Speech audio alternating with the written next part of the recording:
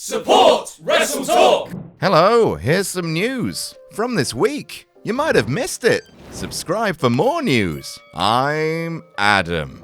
Number 1, another WrestleMania surprise. WWE are really attempting to live up to their most stupendous tagline they've given WrestleMania this year, aren't they? Lesnar versus Reigns, that they're calling the biggest WrestleMania match of all time. Celebrity appearances from Logan Paul, Pat McAfee having a match, Stone Cold having a match that's not a match, and a ton of big-time bouts like Belair Lynch, which has been built since SummerSlam, Rousey versus Flair, which has technically been building since, Survivor Series 2018? Cripes, there's still the ever-looming potential Cody Rhodes appearance, but there may be another surprise appearance in the works, as PW Insider earlier this week reported that Kane would also be in attendance for WrestleMania, not just for the Hall of Fame, but for WrestleMania itself, with his brother, not a brother, still a brother, Takey Bobs, being inducted into the Hall this year. It makes sense that he would be there, but perhaps the Brothers of Destruction could do something at WrestleMania itself, tie a neat little bow around both men's careers that isn't whatever the awkward happened at Survivor Series 2020. Number 2, Vince McMahon's plans for Sonya Deville. You're the authority, all of you. You people, you're the authority. Except you're not, though.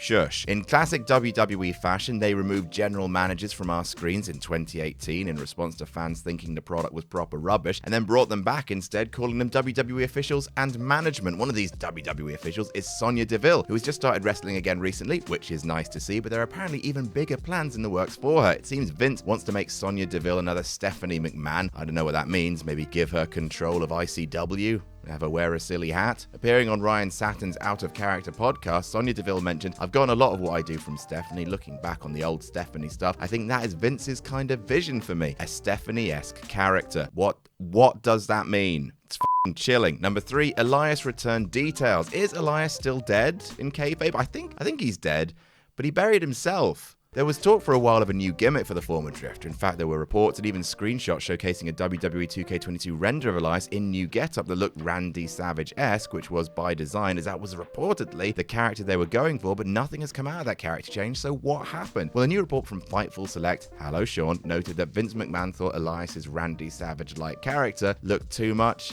like Randy Savage, so he canned it. I don't know. The report did then say that vignettes had been filmed for Elias's return to Raw, but that doesn't necessarily mean anything is set in stone. Just look at Veer, with a name change being pitched as well. Number 4, reason for AEW name change. On the St. Patrick's Day Slam episode of AEW Dynamite this week, the new faction of the Chris Jericho Appreciation Society revealed a lot about themselves, including the fact that they are sports entertainers, not professional wrestlers, which is the latest in a long line of AEW characters getting heat by referencing the Big Dub. But they also revealed that 2 members of the faction, the former 2.0 tag team of Matt Lee and Jeff Parker, would be renamed effective immediately, as they were now Daddy Magic Mike Minard and Cool Hand Ange Angelo Parker. While this might seem kind of random, there's a popular fan theory as to why these names in particular have been changed. You may have noticed that the tag team's old names were Matt and Jeff. Well, there's a slightly more famous Matt and Jeff in town these days, so maybe one of the teams had to go home and change. There's no confirmation currently that this is the reason for the name swap, but it's certainly a compelling theory. Number 5, WWE are launching NFTs. Of course they are. In the world of blockchain, mining, cryptocurrency, and the metaverse, or something, WWE has previously only dipped their toe in NFTs, selling Undertaker ones last WrestleMania and John Cena ones last SummerSlam, but now they've decided to go one step further, as they consistently have their finger on the pulse of what fans want. Stephanie McMahon officially announced that WWE will be launching their own marketplace for NFTs called WWE Moonsault, which will supposedly be officially launched prior to WrestleMania 38. WWE Moonsault will also serve as the home for the official WWE Universe Discord server, the first message of which reads, "Welcome to the WWE Universe, the one and only official WWE Discord server. Here you'll be able to discuss your favorite superstars, get exclusive content from our premium live events every single month, and information on our ultra collectible NFTs.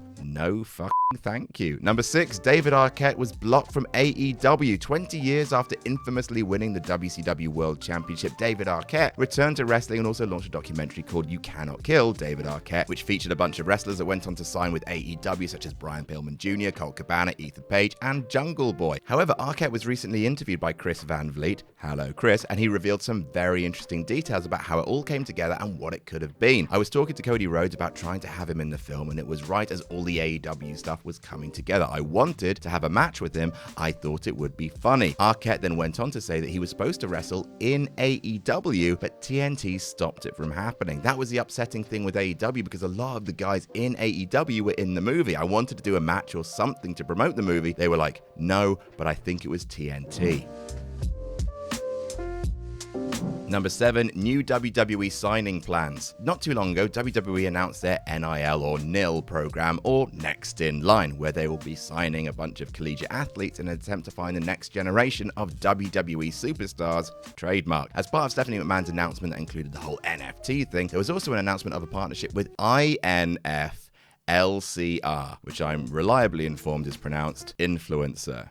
I hate that, which is a software platform consulting firm which facilitates deals between schools, athletes, and the companies that want to represent these athletes. Essentially, WWE are investing a bunch more into their NIL program, so we can expect the next batch of signings coming from the program before too long. And it also means that WWE still won't be focusing on indie wrestling or indie wrestlers. After all, it did go terribly for NXT. Number 8, Omega and Woods reignite rivalry. It's been a while since we've seen Kenny Omega and Xavier Woods get into their frenemy rivalry. Since AEW's formation, the heat has somewhat died down between the two guys, who are clearly really good friends behind closed doors, but now it's flared up once again, as Omega challenged Woods to a Capcom decathlon, to which Woods noted that Omega has only beaten him in Street Fighter V, while he's beaten Omega in everything else. And now with WWE 2K22, fans have started creating their own versions of Kenny Omega in the game and putting him up against Woods, fueling that rivalry, with Omega noting that his rating in the game is probably in the high 90s, where Woods' rating is probably closer to his shoe size. Woods then told Omega to hurry up and get better so they could settle this in a fight, and that it won't happen. Certainly not anytime soon, but Woods versus Omega in an actual match? Yes, please. Number 9, WWE signing confirmed. There was one potential signing that was up in the air for a long time recently in WWE, as former Ring of Honor Women's Champion Rok-C took part in a WWE tryout, which was followed by reports that WWE were very interested in her, as well as Booker T claiming she had signed before backtracking on those comments. Well, we now have confirmation that Rok-C has in fact actually signed with WWE courtesy of PW Insider. It was noted that she would be heading to NXT 2.0 as part of the report, which makes sense for the 20-year-old. Rok-C has held the Ring of Honor Women's World title until she lost it to Deonna Purrazzo on the January 13th episode of Impact Wrestling in a winner-take-all match, and the future does look bright for her, or at the very least, multicolored. And number 10, Damian Priest says stuff. Damian Priest turned heel recently on Raw, and maybe he's turned heel in real life as well, as he did have some stuff to say this past week. Vince McMahon has frequently said he prefers to call the wrestlers on his roster superstars, trademark, instead of professional wrestlers, because anyone can be a wrestler, but only certain people can be WWE superstars, trademark. Damian Priest echoed this sentiment, speaking on the Vibe and Wrestling podcast. He said, anyone can be a wrestler, but there's only one place where you can be a WWE superstar. For me, that was the dream. I always wanted to be a superstar, and I love that the nickname or name that he gives us is that one, because it's special and we deserve a name like that. This got the simple response from Dax Harwood on Twitter that said, yeah, but I want to be a pro wrestler. And that's our list. What's been your favorite bit of wrestling news from this week? Let us know in the comments. Don't forget to like and share this video around if you enjoyed it. Make sure you subscribe to WrestleTalk for more up-to-the-minute wrestling news. And never forget to jam that jam.